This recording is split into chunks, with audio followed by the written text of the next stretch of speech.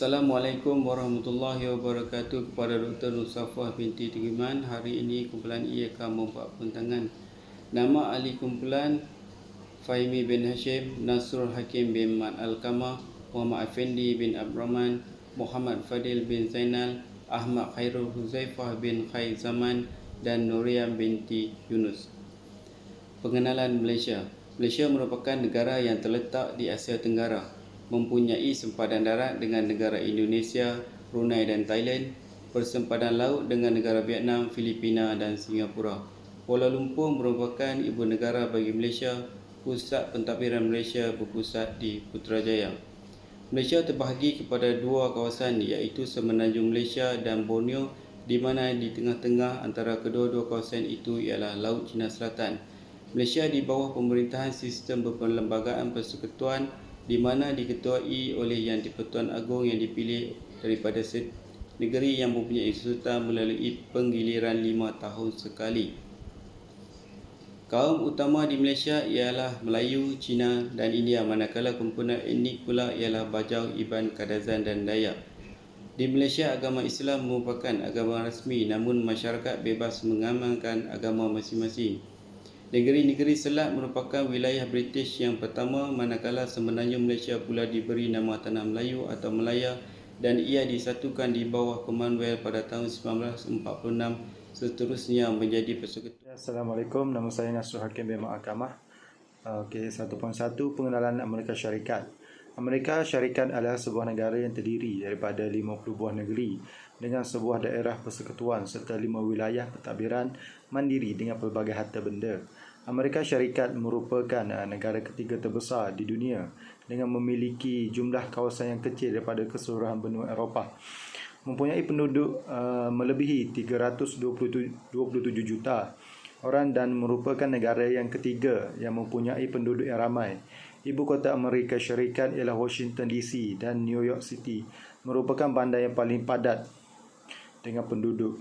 Paleo India telah berpindah dari Siberia ke tanah besar Amerika Utara. Abad ke-16 telah bermulanya penjajahan Eropah dan Amerika, merupakan salah satu negara daripada 13 jajahan British di sepanjang pantai timur. Antara Great Britain dan koloni telah berlaku banyak pertikaian yang menyebabkan Perang Revolusi Amerika pada tahun 1975 hingga 1783. Berlaku banyak dan seterusnya membawa kepada kemerdekaan.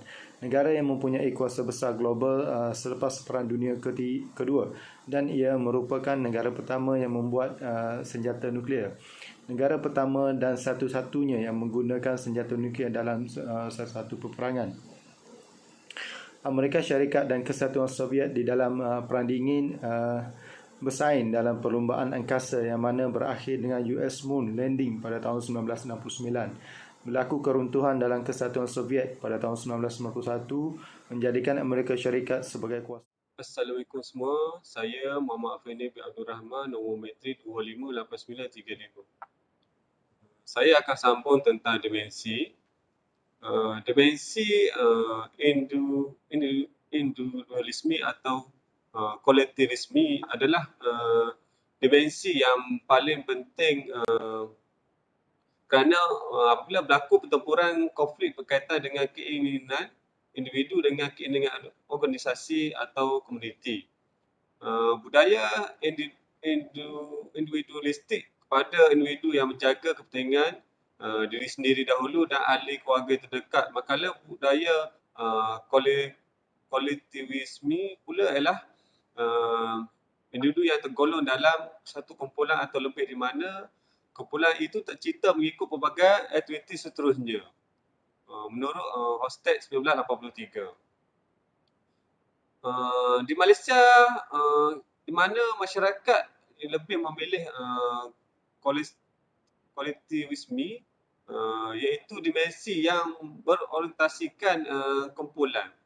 Meskipun di Malaysia masyarakat yang berbilang kaum dan berbagai etnik tetapi tetap memberi komitmen yang tinggi. Contohnya apabila ahli keluarga yang jauh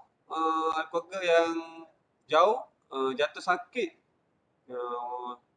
walaupun berjauhan mereka tetap akan balik dan melawat dan menjaga ahli keluarga yang sakit. Iaitu budaya maskulin, di mana dititik beratkan kerana mereka telah memilih untuk mendapatkan pekerjaan yang terbaik bagi memperolehi pendapatan yang tinggi.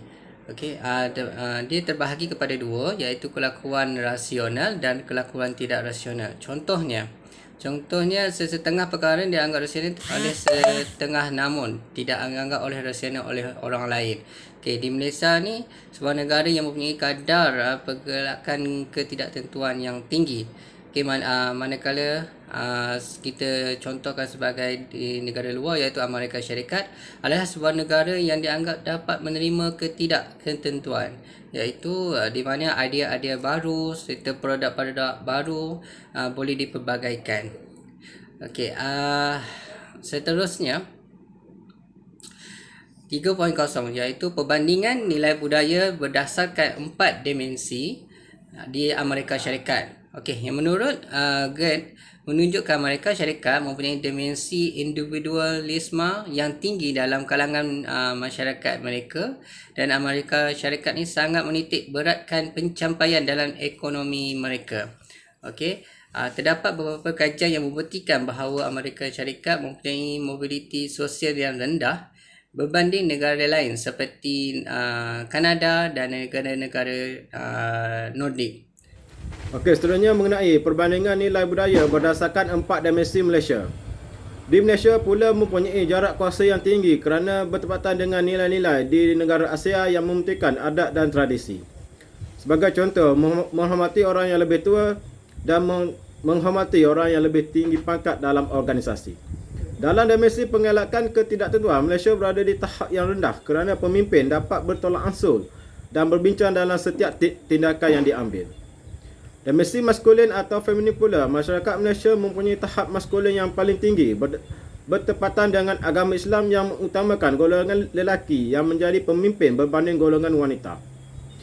Dimensi dianalisis berpandukan nilai dimensi Hofstede berdasarkan budaya dalam kalangan masyarakat di Malaysia. 4.0 iaitu mengenai kesan 4 dimensi budaya dalam pekerjaan. Di dalam sesebuah organisasi, pekerja diberikan tanggungjawab, kemahiran, arahan dan serta keselamatan.